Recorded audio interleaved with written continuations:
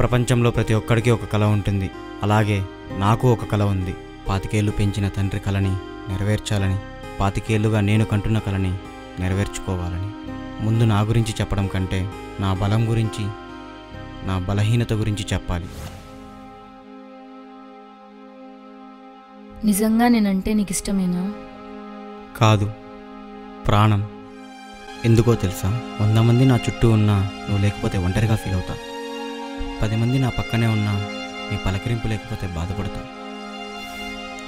సింపుల్గా చెప్పాలంటే ఈ ప్రపంచంలో నీకంటే ఎవరు ఎక్కువ కాదు నిత్య.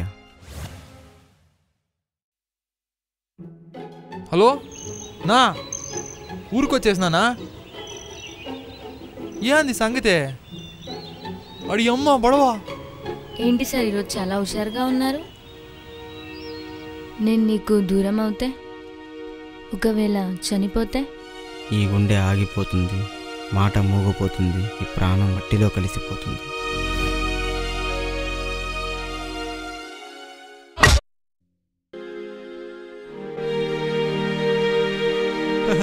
పులి కడుపునా పులే పుట్టుద్దులే. మచ్చలున్న పుల, మచ్చలేని పుల. నా వస్తున్నానా? అసలు ఏం జరుగుతుందిరా? నాకేటి తెలుసును? ఆర్డర్ అడిగితే ఇచ్చాను, అడ్రస్ అడిగితే చెప్పాను. ఈ కథకి పాత్రధారి సూత్రధారి అంతా ఈడే. నేను వదిలేస్తోంది కన్నీళ్లను కాదు, నా ప్రాణాన్ని.